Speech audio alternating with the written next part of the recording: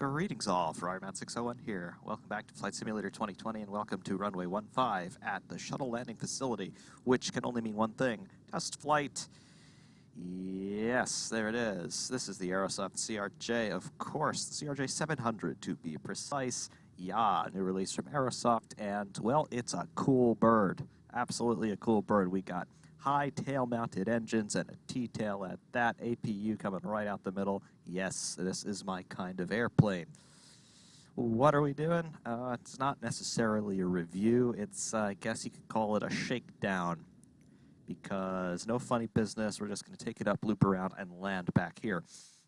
Because I am still getting used to this thing very much. I don't quite understand how everything works. I don't quite understand its flight envelope. And, well, I just don't quite understand too much at all. I do know that, generally speaking, it handles, in a macrocosmic sense, in a way that's similar to the old MD-80 mod for prepared, but, you know, times have moved on, and yeah, the MD-80, that's a cool airplane and all, but these are still in active service, which means they're pertinent, as the airplane yells at me for turning on the electrical system. Battery master's on. You've also got this tablet which turns on here and gives you checklists and all kinds of things. Not integrated with the checklist function in the sim quite yet, but it's there, and obviously it's readable, all kinds of things. Pre-start, clear start, after start, taxi, take off, climb, and all that stuff, you know. We're not going to follow the checklist, though, and we're just going to turn this thing off. Right.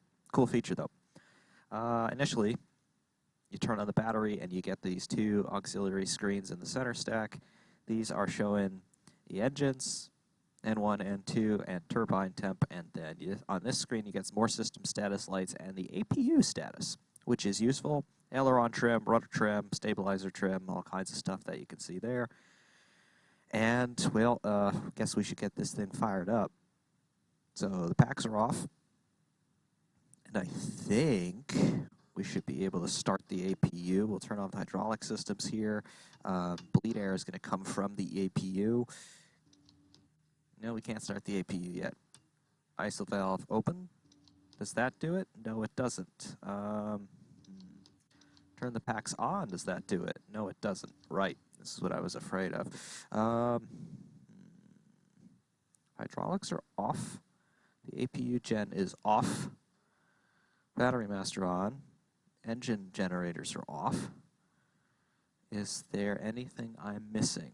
And I know those of you who know this airplane intimately are screaming your heads off right about now. Do this! I know. What is it that I'm missing? I know it's something. Bleeds closed. Maybe that? No. Right. I know it's not the boost pumps. The boost pumps are only for starting the main engines. Maybe it is the boost pumps. Okay. Cool. Process of elimination, and always test the thing you don't know, because that might be the thing that works. So APU is spooling up. You can see shaft RPM on the left-hand gauge there, and EGT, exhaust gas temperature, on the right. That needs to come up to 95, 100 before the APU power is available. And you can hear that spooling up behind us there. APU mounted way back in the tail, of course, but not a particularly big aircraft, so you can hear all that. APU is at 100, and EGT is coming down. APU should be green, so it is available. APU gen is on, and now the cockpit fully comes to life with our clock, our PFDs, and the packs start to come on because our bleed air is selected for APU. We can turn the AC on, which it is. Cycle off on, and it is on. The boost pumps are on. Hydraulic systems, we'll turn them on. Number 2 system, for some reason, stays on auto. Our fuel is cut off here on the throttles. Boost pumps are on, and we're just going to start both engines here once we are able. Bleed valves auto. All right, both starts on.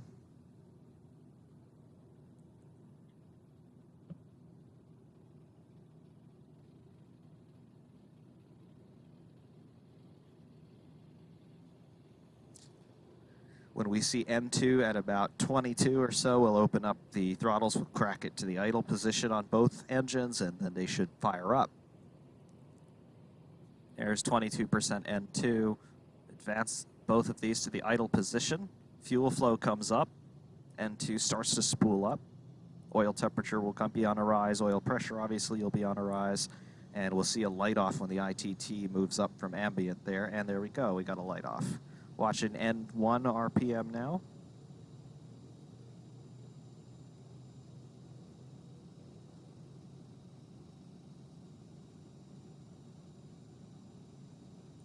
ITT's coming up, 500.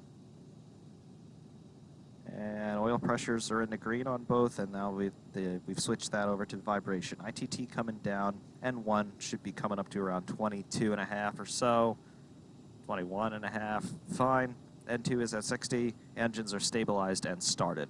Oil temp is fine, that'll be on the rise. Oil pressure is normal. So at this point, we can turn on our generators, engines 1 and 2, and our bleed air will come from both engines. Fine. APU can come offline, and we can shut it down. So the APU spools down, much like it spools up.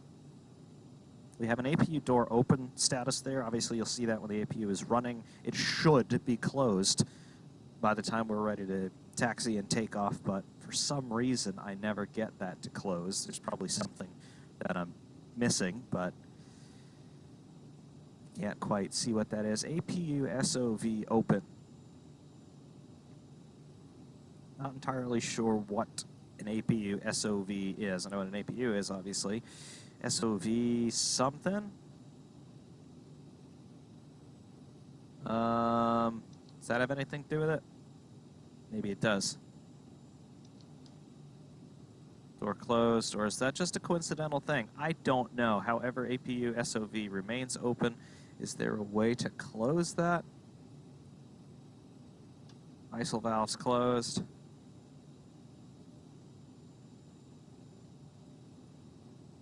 It says door open now. ISIL valves open. Door open. We do that. Does that close the door? Okay, whatever. Something that I just did close the door. Yaw damper coming up as a caution warning. Yaw damper control is here in the center pedestal. And that's up. Right. So trim. Do we have any actual trim adjustment available here? I keep clicking the thing. We're stuck at 6.0. 6.1. Nope, still 6.0. I don't quite understand. Stabilizer trim should be engaged here. I don't know. The autopilot obviously runs it. Yaw damper is up. Roll trim or aileron trim should be centered. Rudder trim is centered. We showed that on the MFD. And that should be marvelous. Right, so I guess we'll be able to take off. We do have a HUD. Can bring that down. We clip through it a little bit, but it comes up nicely. Readable, no problems. I think we can even adjust the HUD brightness. Are we able? No, not quite. All right, not a problem. So we're gonna pre-select an autopilot altitude here. Just gonna go up to 3,000. Takes a while to scroll through this with the mouse wheel, but that's fine. I can't figure out the auto throttle yet. I know it exists, but I can't figure it out. Not a problem. Get flaps down.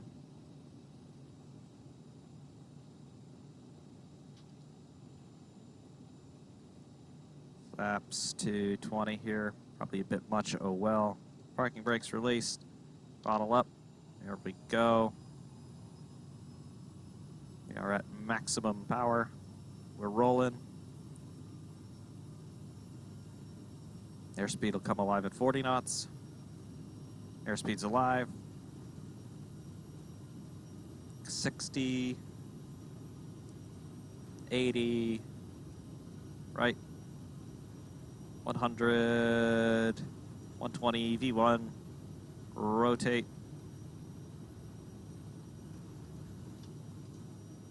Positive rate, gear up. And straight away we'll bring the flaps in and we will start to throttle these things back a bit. So we are in climb power. I want to come back to idle. We've got to, at least with my setup, we have got to hit the F1 key.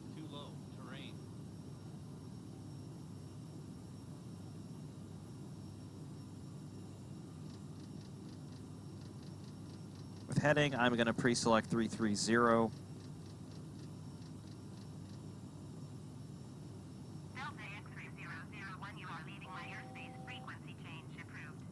Very cool. Tower Delta X-ray 001 frequency change. Autopilot engage. Hold altitude. Trim will adjust accordingly. Hide the HUD. Crouch back down here. Let's see the instrument panel. I'm going to pick up heading as well. We should start rolling out. Right, the airplane is nosing down because we have overshot our selected altitude. It does that. I find the autopilot logic to be a little bit touchy. Doesn't quite do what you want.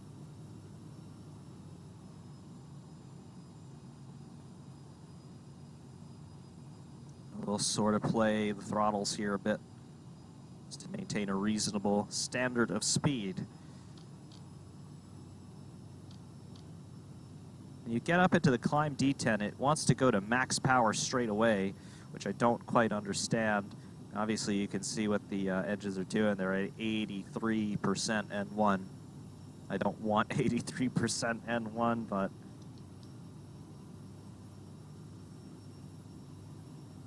doesn't quite do it. The auto throttle is trying to do something, but it's just not working. I can crank it back all I want, but it's not going to respond. So we've kind of got to fly the throttles on that detent between idle and climb. A little bit aggravating. I don't quite understand how it works, though, so that's on me. Airplane has gone up to 5,700 feet. Again, I dialed in 3,000 on the altitude, just kept climbing.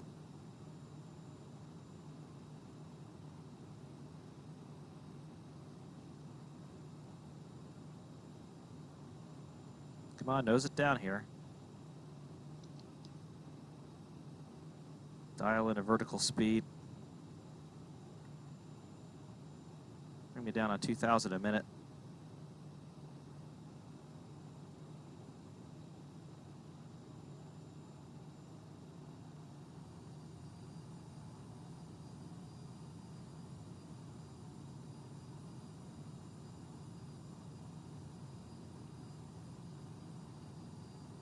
Thrust reversers, don't do that.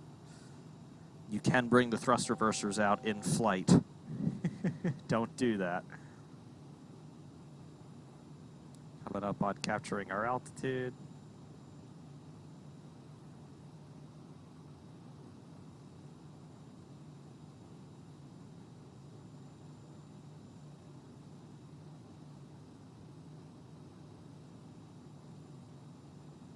The airplane will just generally kind of do its thing here. Take a look outside. There you go, looks very nice. Nice details, of course. Very nice model, very nice texture.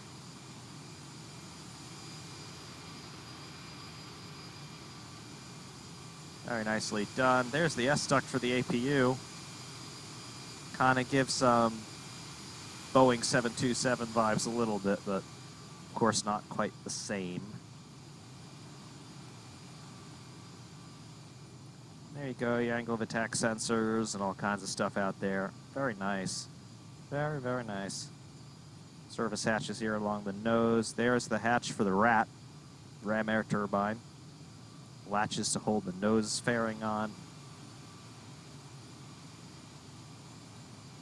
That's all very, very nice. There are some onboard shots that we can have. There we go. We got a wing view, right wing and left wing. This was better. I like it because you can see the wing tip. Angle of attack's getting a bit high. We're slowing down more than I want. But it's maintaining altitude, so I'll give it that.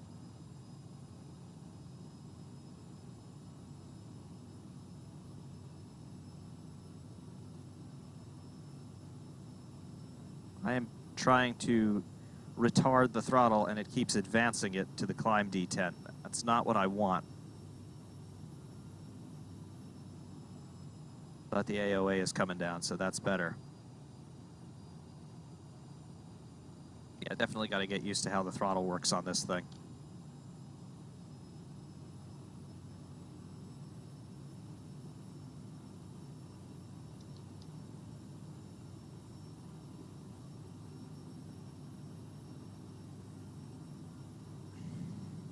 Is this a friction adjustment probably for the throttles?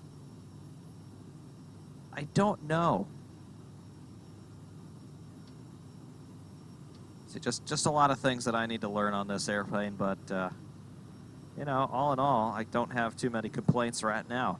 The complaints I do have are down to my own inexperience with it. And because the engines are at the back, when you throttle them down, and we're doing 275 knots here, or more like 290 knots there, you can hear the air rushing over everything. It's very nice. Nicely done here sound-wise.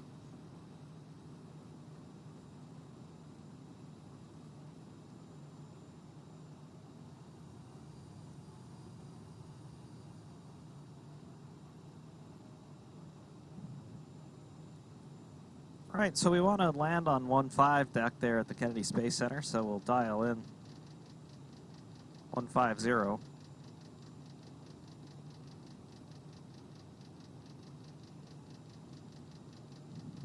Again, it takes a little while to get around the compass.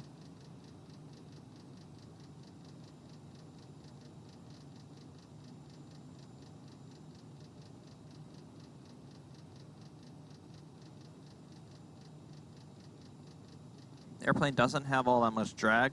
Again, you don't have the engines slung under the wing, so you don't have all of that extra turbulent flow and drag, therefore. And you don't get any interference really on the horizontal stabilizer because it's all the way on top of the tail from where the engines are mounted. So it's very efficient aerodynamically. Airplane has gone into a bit of a descent. It's going to trim up, try and arrest that descent.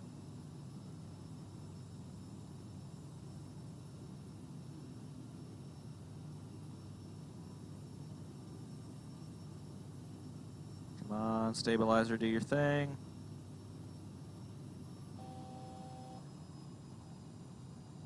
It has overflown the altitude again.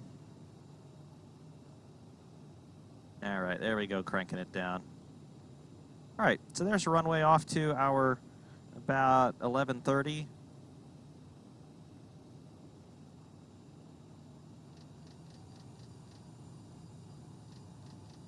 We'll just sort of configure a little heading change here and sidestep it.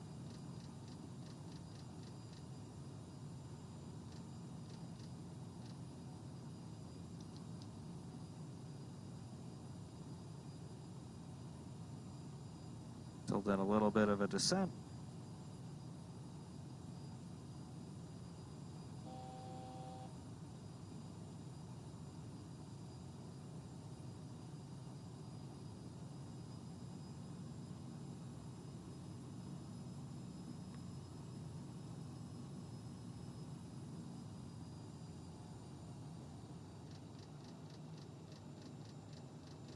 I have to get a little bit more aggressive with our little sidestep here.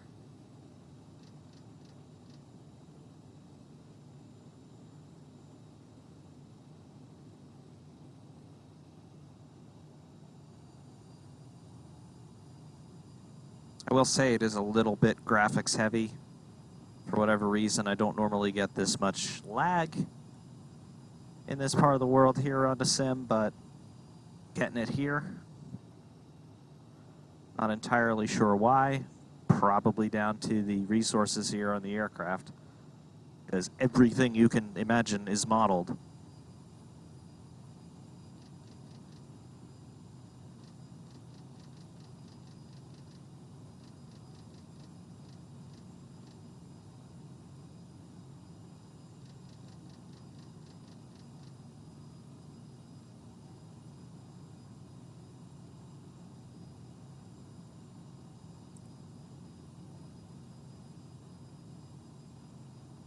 Almost kind of got it lined up.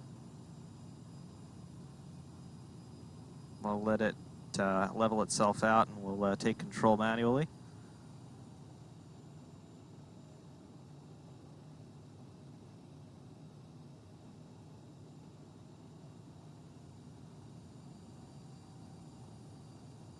Right, autopilot, disconnect.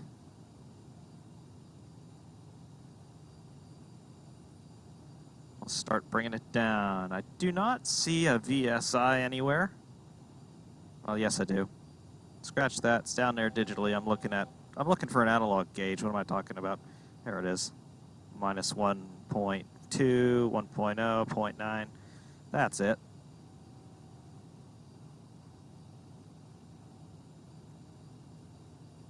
Not going to bring up the HUD because I don't really need it. Works nicely, but I don't want it.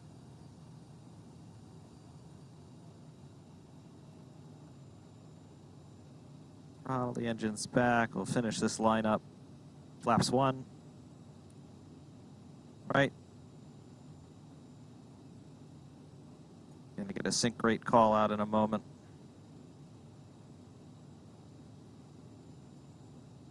Right. Pretty much lined up. Get the gear.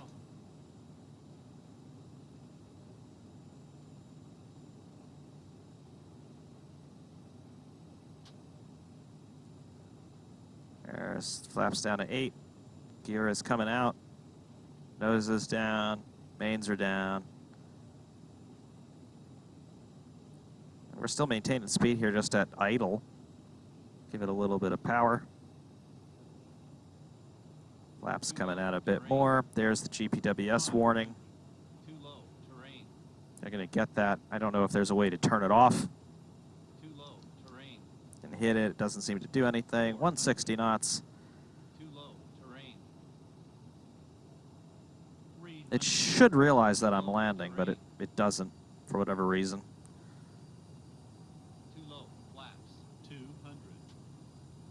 Flaps coming down the rest of the way, and then we bring the nose down because these flaps really add a lot of lift to the airplane. Sync rate. 100. 100. Bit of a crosswind. Too low, 50. flaps. 40. 30. 20. Too low, flaps. 10. Little Too low, float. flaps. Down. Thrust reversers are active.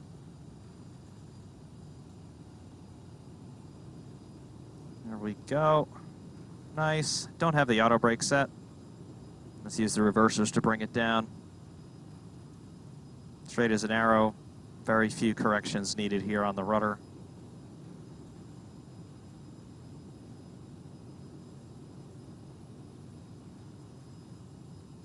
There's 60 knots. Reversers out.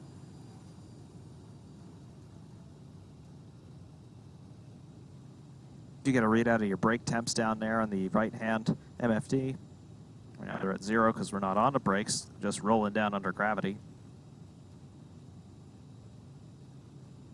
It's 50 knots.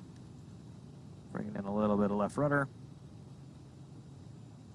Bring the brakes in.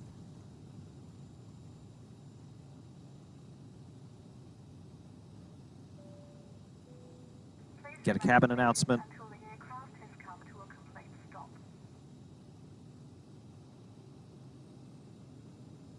It's very, very nice. Thrust reverser came back there. I don't want that.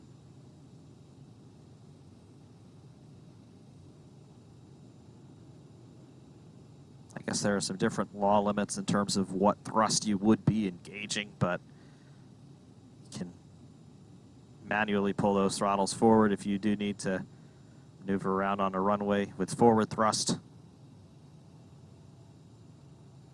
But it does want to arm the reversers again. I don't know. What if we deactivate the thrust reversers? No, they still want to activate. Thrust levers will still move to activate the reversers, but the reversers themselves will not come out if these are disarmed. Good to know. Bring it to a stop.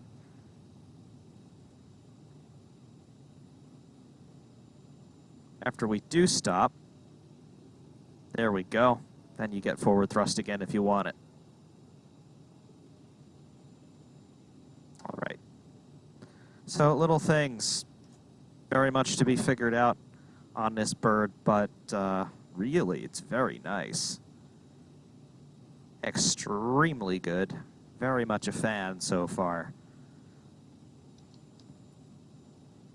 We can turn the packs off. I've lost status lights up here.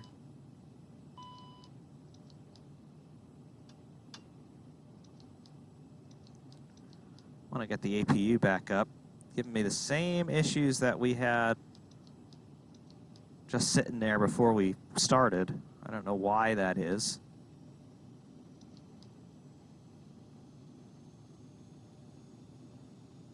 Unless it's the ISO. Yeah, it's the ISO valve probably. Or it's this thing. APU door is closed. I gotta figure this out. ISO valve closed. Door closed. ISO valve open. Yeah. Generator. This thing. Door closed. Bleed air coming from both engines. Can we start it? There we go. Something. Yeah, there's some combination of something with that system that you need to start the APU. I'm not 100% on what it is, but apparently playing with it until it fires is working.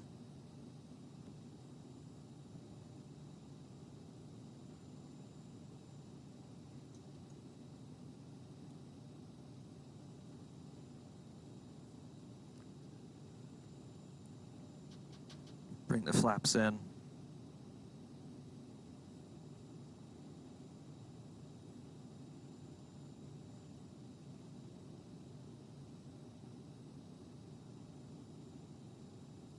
And they're up. APU is at 100 and available. APU generator on the line. Engines coming off the line. The stops, that's just to abort an engine start. To shut the engines down, you need to cut the fuel, so you need to raise this lever and then bring this back into the cutoff detent. There you go. You get some caution warning for oil pressure. And then the engines spool down.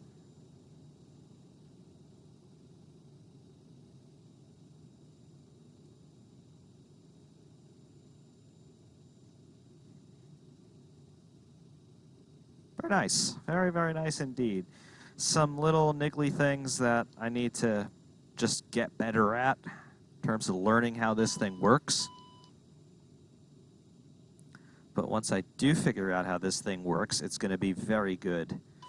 APU generator off the line. See all the screens come down.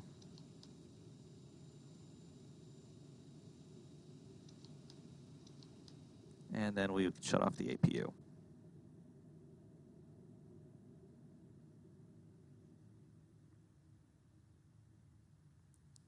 And APU spooling down. We're now just running off of the battery. I'm not going to shut down the battery only because I have found that when I do that, the sim likes to freeze up for a good 30 seconds, and then it gets back to running normally, but I fear that would ruin the video capture, so I'm not going to do that for our purposes here. But yeah, you shut off the battery master just the way that you turned it on, and then the plane's cold and dark. But that is what we get here from the Aerosoft CRJ 700. You also get the 550. which of course is basically just a smaller version of this same airplane, and has pretty much the same handling characteristics too. Obviously a little bit different, a little bit more sporty because it is a little smaller and therefore lighter, but same range, same service ceiling, which is 43 and a bit thousand feet.